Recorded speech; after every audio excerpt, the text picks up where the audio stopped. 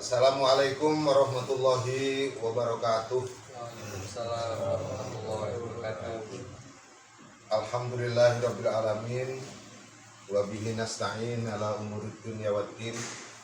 Shalatu wassalamu ala asyrafil anbiya'i wal mursalin wa ala alihi washabihi ajmain. Bapak-bapak, ibu-ibu dan saudara-saudara semua yang insyaallah dirahmati Allah Subhanahu wa taala.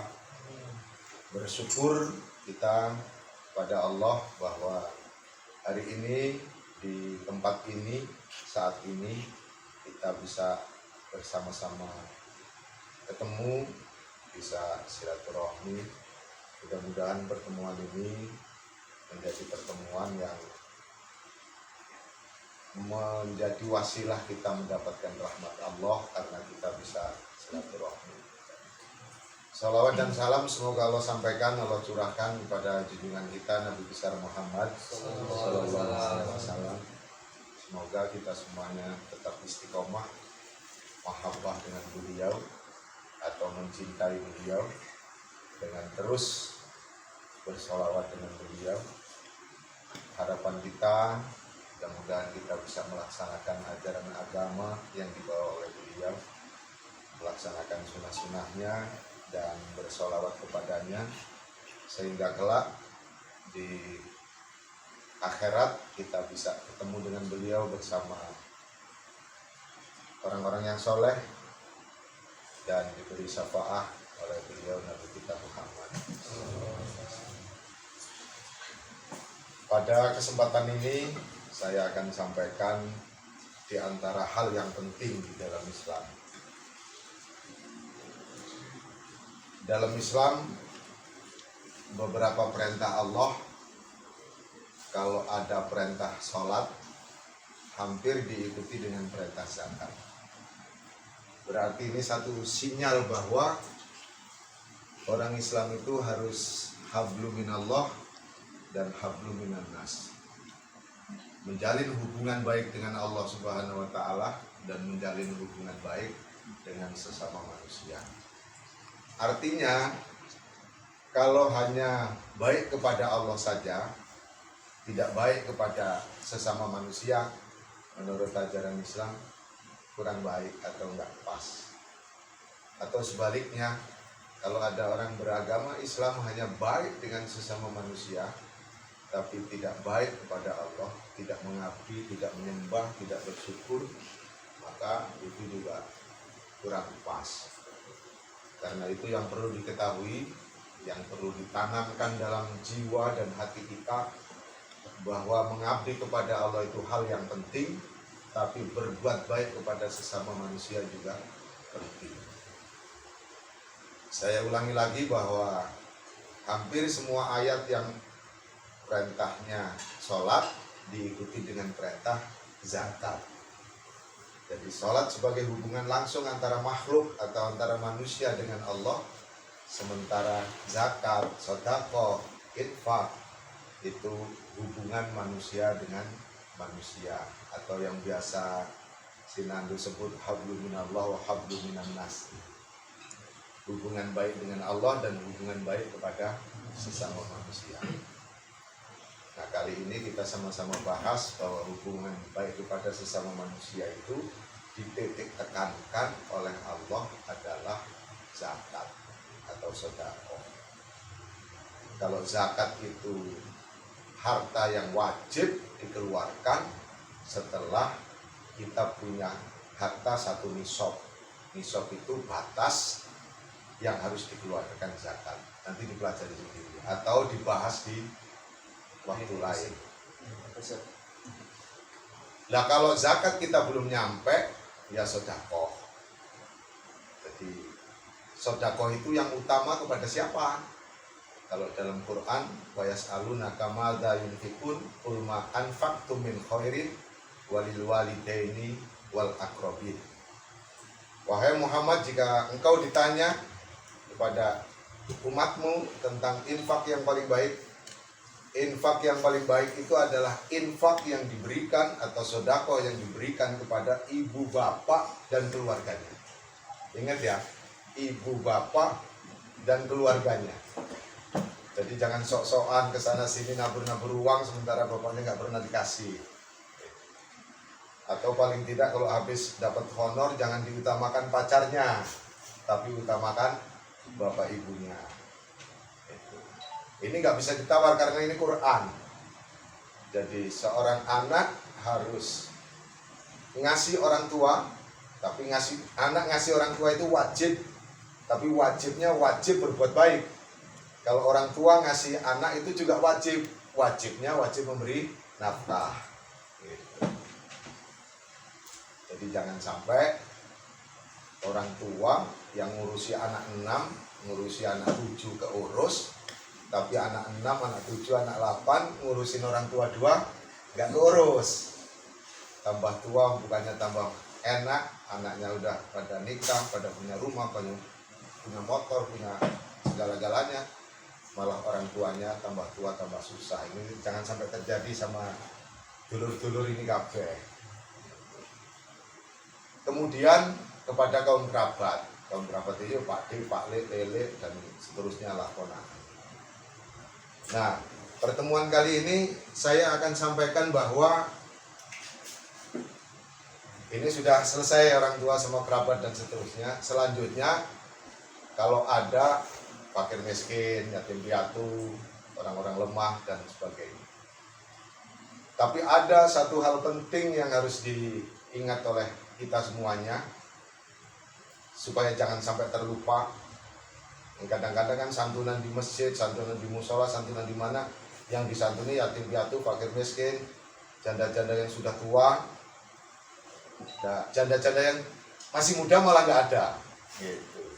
Nah ini perlu saya sampaikan kepada generasi penerus ini bahwa sedekah dengan janda muda itu lebih utama daripada sedekah dengan janda tua. Itu tapi menurut saya ya, jangan dibilang menurut Al-Quran, menurut hadis. Ini pendapat saya, bahwa sedekah dengan janda muda itu lebih utama daripada dengan janda tua. Dan saya ngomong seperti ini ada alasannya. Mungkin sekarang belum terima ini ya, Pak Dudung ini senyum-senyum. Bahkan kawan-kawan kiai saja yang protes saya, katanya buat hukum sendiri. Saya nggak buat hukum sendiri. Katanya berhujah yang tidak sesuai dengan Quran dan hadis dan lain-lain. Tapi ya nggak masalah. Orang ini namanya pendapat. Pendapat mas sah-sah saja dan saya punya alasannya mas. Yang pertama coba nanti kamu pasti ngakui lah kalau udah dengar keterangan ini. Yang pertama, janda tua itu ya tidak membutuhkan biaya yang banyak lah. Itu sementara janda muda ini misalnya ada janda yang ditinggal meninggal atau cerai, yang anaknya 2,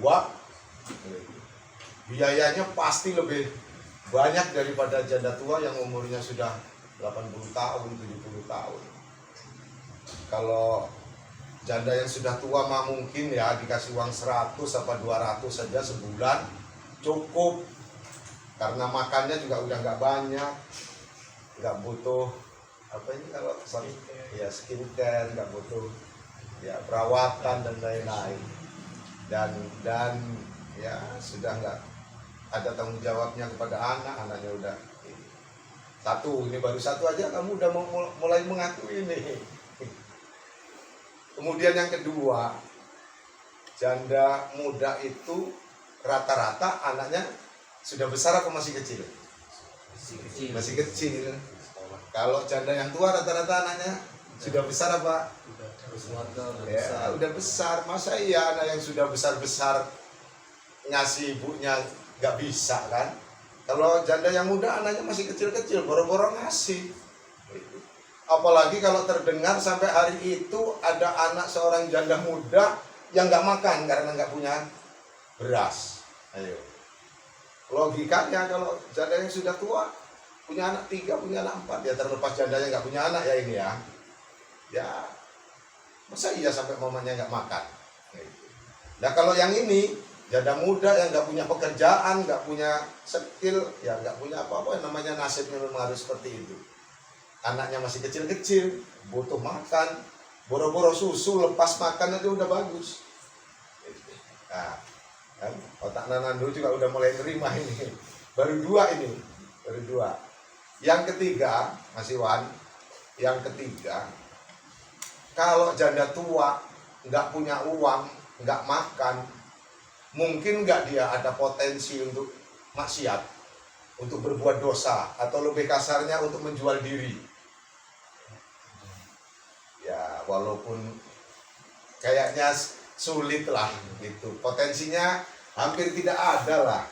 Janda umur 65 tahun gak bisa nuang, gak bisa makan, menjajakan dirinya.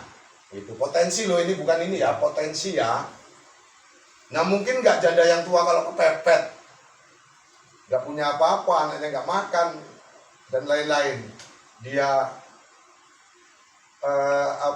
ada potensi nggak untuk berbuat dosa atau untuk berbuat maksiat demi anak-anaknya dan keluarganya? Ada potensi nggak? Potensi ya, ini bukan nyangka janda muda itu berbuat dosa, bukan. Ada potensi nggak? Jawab jujur. Ya ada kalau menurut saya, karena masih laku. Gitu.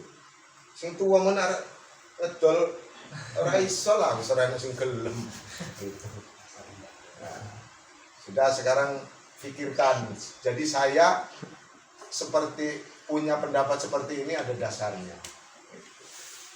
Jadi sekali lagi para pendengar, para pecinta YouTube, jangan salah yang terakhir tadi. Saya bukan mengatakan janda muda itu berbuat dosa demi anak-anaknya, tidak.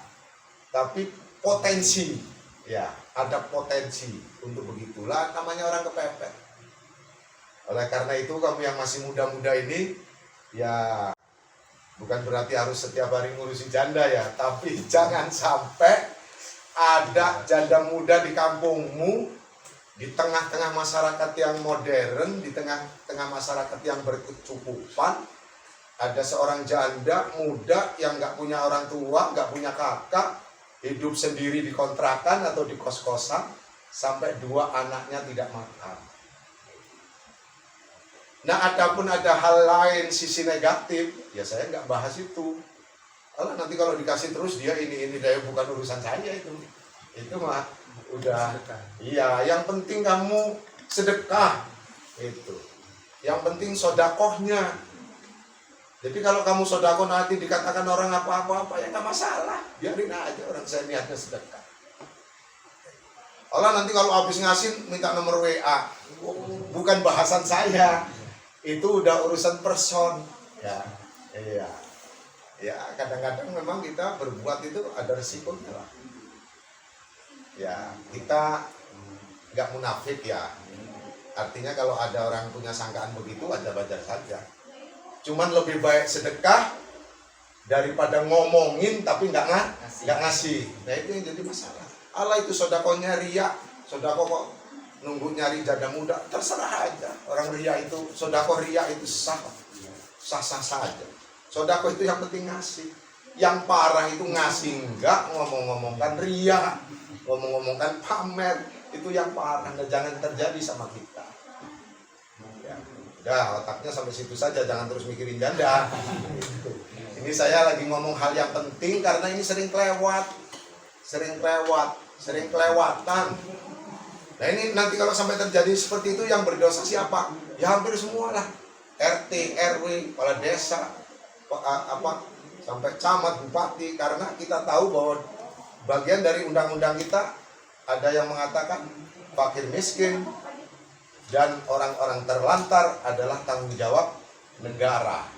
Nah, gitu. Jadi kita semua ini punya tanggung jawab. Ya, nggak untuk janda aja. Gitu. Untuk semua rakyat Indonesia yang fakir miskin itu tadi, jadi masuk ke situ pasalnya. Kalau pasal yang khusus mengenai janda muda ya udah pasti nggak ada. Gambaran ibu-ibu kalau itu.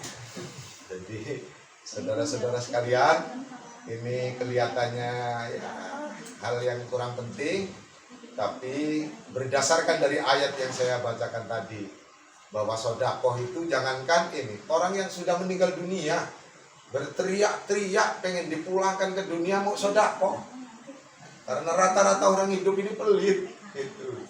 Nah sementara yang bisa nolong kita itu mungkin ya sholat, tapi aduh sholat kita ini seperti apa sih? Nah sodakoh itu yang terus, yang langsung mas. Sodakoh untuk kita, untuk orang tua dan seterusnya. Ya kalau nyesel mungkin nyesel lah nanti di akhirat, cuman nggak nemen-nemen amat. Jadi kita tetap harus berbagi. Hablum minallah kita jaga, kita usahakan supaya lebih baik. Tapi hablum minannas juga jangan pernah kita tinggalkan. Nah janda itu tadi hanya tambahan aja, tapi ya nanti di YouTube-nya judulnya janda muda, sodakoh dengan janda muda lebih utama daripada dengan janda tua. Nanti kalau ada yang komplain, ada yang ini, ya saya tanggung jawab.